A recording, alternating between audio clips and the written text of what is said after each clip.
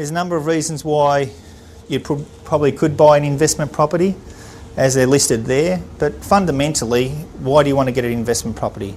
It should be part of your longer term financial planning needs. A property is there to actually help you generate more income in the future. So when you can retire, you've got an extra income coming in to supplement or take over your employment income. So financial planning, a lot of people unfortunately there's a lack of education in the school systems, so people don't understand about how to go about planning for the future, how to go about investing. We're all taught about how to drive an income but not how to invest. So fundamentally that's a real issue, because if you fail to plan, you plan to fail in achieving your retirement aspirations, which you really probably do desire. So it is important, I see, that property investment, along with other asset classes, is a really important strategy to help you grow an asset, grow an income stream to help you in your retirement. And that'll be complemented by this next slide here, because when I say to clients from a planning point of view, how much income are you on now? Okay, you're on X amount of income. How much income potentially would you like in retirement? So if I ask the question to Cheryl Lee, when you retire, Cheryl Lee, how much income would you need in retirement, do you think, to live the retirement lifestyle that you like? The $70,000? Okay, that's interesting. $70,000, all right. Well, let's say if Cheryl Lee does want $70,000, how much in the way of investment assets would Cheryl Lee need to drive an income of $70,000? Now remember, your family home is not an investment property. It doesn't drive a rental income. So from your investments being super, shares, property, the income stream coming in from those, what value of assets would Cheryl Lee need to drive $70,000 worth of income? About $1.4 million Cheryl Lee would need. So 1.4 million at a 5% return, modest return, would drive $70,000 a year before tax. And that's probably a fair case, if generally what you're on now is what you would probably need in retirement. The worrying thing is that most Australians, when they retire, fall in the category between $20,000 and $30,000 a year as an income. The retirement statistics are pretty poor. So if Shirley's going to earn $70,000, she would have to do something fundamentally different to what the average person does, because they fall into this category here.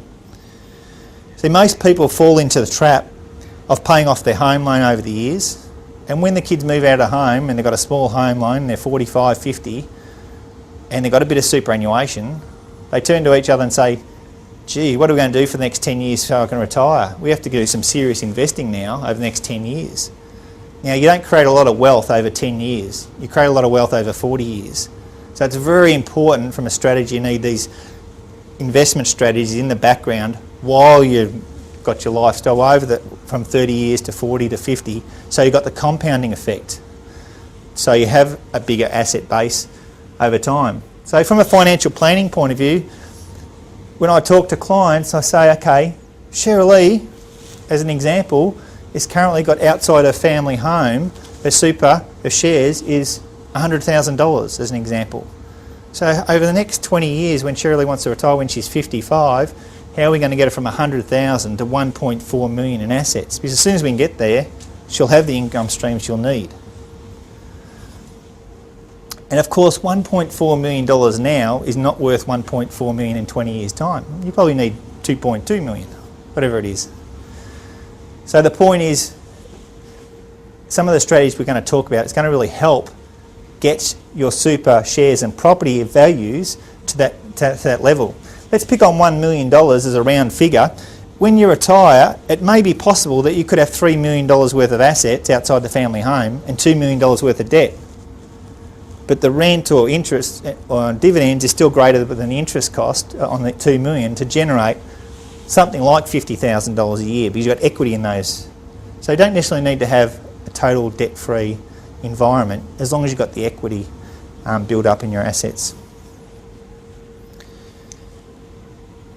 So from a financial planning point of view, most financial planners, and I agree, that you do need to diversify in regards to your investments. Shares, managed funds, superannuation and property investment, they're all important, But the next slide I want to show you is a really important slide, and it shows you how you can leverage more against certain asset classes than others, which makes a real difference over time. Because someone will tell you on paper, from a percentage return, maybe all these asset classes perform pretty much the same. But if you can borrow against more asset classes than other, the dollar return is a lot different than the percentage return. Okay, so the power of leverage here. The ability to use credit or borrow funds to improve your capacity to increase the rate of return and hence the dollar return from your investments. Okay, so let's say Paul's got $20,000. He's just got a nice pay rise bonus, bang, $20,000, and he's got it here. And what does Paul want to do with this money? And he's got a few options. He can put it into super, he can put it into shares, and he can put it into property. So the consequences of that is that with each different asset class you can borrow a different amount of money. So the rules with superannuation are changing and you can start borrowing money under a certain environment. But up until recently it was pretty limited and you really couldn't borrow. The trustees couldn't borrow money. So to keep it simple, in a super fund, most super funds aren't borrowing. So therefore if Paul put $20,000 into superannuation, he would only have $20,000 working for him. He goes along to a broker and said, I'd like to buy some BHP shares. And the broker says, against these BHP shares, we'll lend you a security 60% against the value of the BHP shares as a script. 6% is pretty tops, maybe it's only 50%, 50, 60%. So Paul can go to a margin lender and they'll lend $30,000 against the $50,000 worth of BHP shares. So he's actually got $50,000 working for him as opposed to $20,000. He's able to leverage 60% of that asset. We all know with property you can generally lend 80% against property from an equity point of view, subject to serviceability with a lot of products, but purely against the equity 80%. So Paul can have his $20,000 into a property, borrow 80, have a $100,000 property working for him. So with an extra 20% leverage, Paul's now actually got a $100,000 asset working for him as opposed to $50,000. Now with some mortgage insurance, which is a one-off insurance premium that bank want as extra protection on to mitigate their risk, they will then lend an extra 10%. Doesn't sound much 10%, but from Paul's point of view, that means they'll actually now lend 180 as opposed to 80,000. Now, this strategy really helped me over the years when I learnt this. The bulb just come on here and I thought, this is unbelievable. So I went out and over the years, took out mortgage insurance and I was able to borrow 90% as opposed to 80%. And I bought a lot of investment properties in Melbourne and that helped accelerate me being able to buy more properties because I had to put less cash into deals by borrowing more.